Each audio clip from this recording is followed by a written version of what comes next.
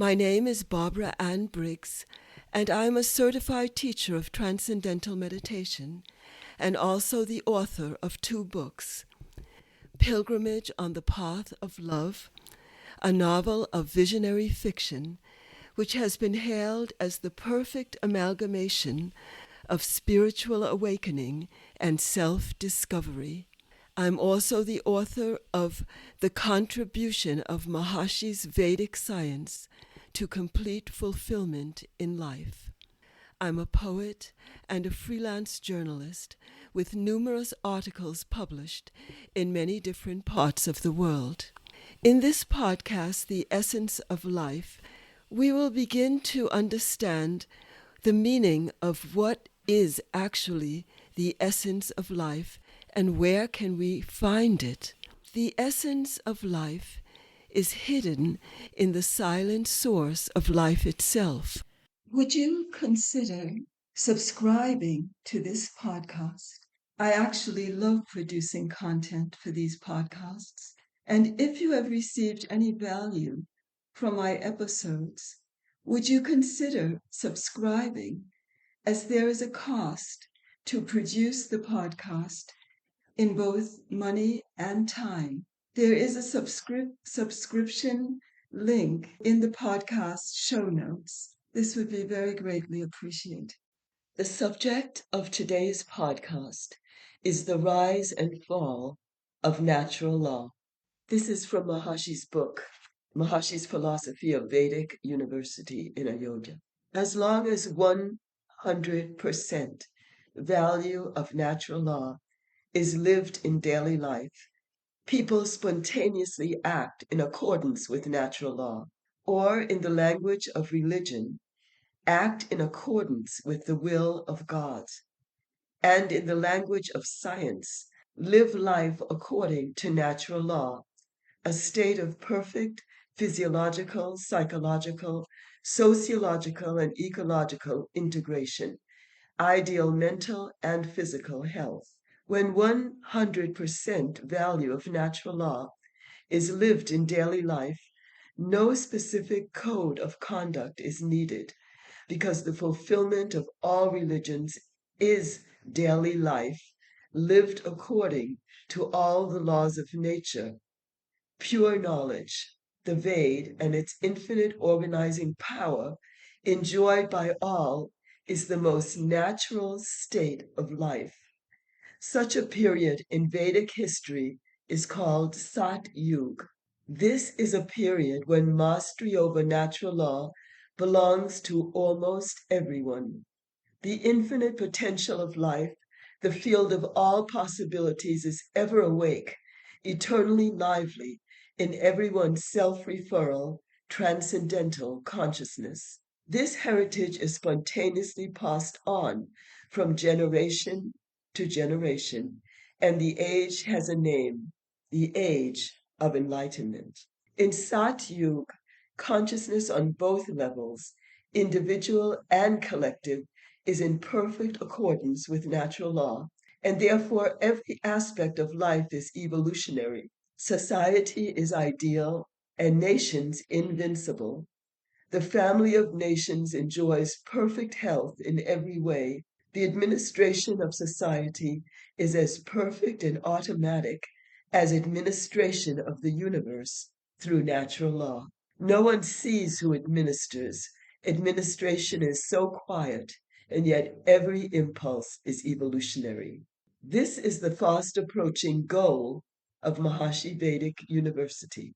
As natural law declines in human awareness, religious codes arise to help man and guide him to maintain the ability to live natural law as much as he can. The decline of natural law in human existence should be understood in terms of the decline of man's ability to spontaneously live natural law in daily life.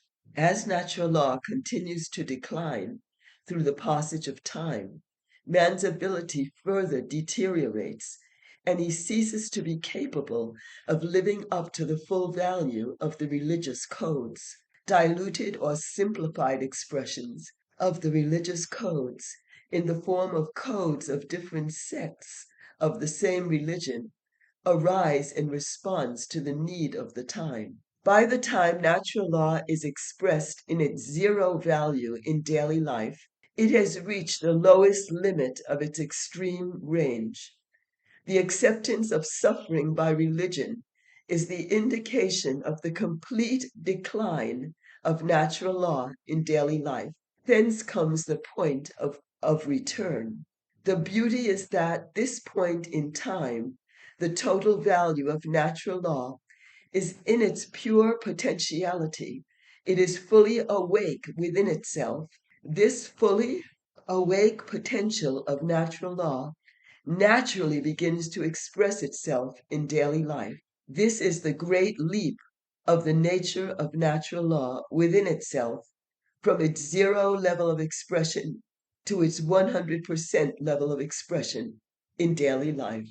The great leap at one time in one generation, the springboard of the great leap has been generated by the discovery of the lively field of pure potentiality of natural law when human awareness turns within itself through transcendental meditation. When the awareness moves from the field of objective experience to the experience of its own subjective nature, it moves from the limited value to its unlimited value.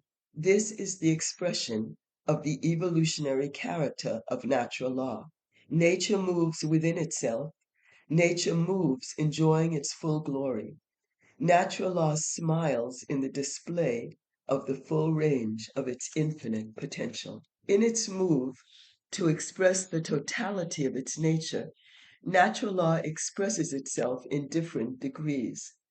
A cycle of time is created on the basis of the rising and falling values of natural law in the practical fields of life. This cycle of time exists in the timeless, infinite continuum of the fullness of natural law. Natural law swings from its 100% value through all its gradations in terms of religious codes back to its 100% value, thereby fulfilling the grand purpose of all religious codes. When expounding the value of natural law, it is always a delight to uphold the dignity of all religions, their founders and their leading exponents, because they are the ones who rose to be the guiding light of their time. Every religion is the highest possible expression of natural law at its time and place of origin. Today, when the swing of natural law is taking a great leap to express its full potential in daily life, it is clear that the grand cycle of the expressions of natural law can never be forgotten. The history of the rise and fall of natural law in man's life on earth, and with that the rise and fall of religions, can never be forgotten. It is all this taken together that expresses the full value of natural law in daily life. A new episode will be uploaded every few weeks. I'd also like to invite you to subscribe to my YouTube channel, Living Wisdom, Barbara Briggs. And if you'd like to learn more about my work, you can go to my website, which is barbaraannbriggs.com. Until we meet again, very, very best wishes to you.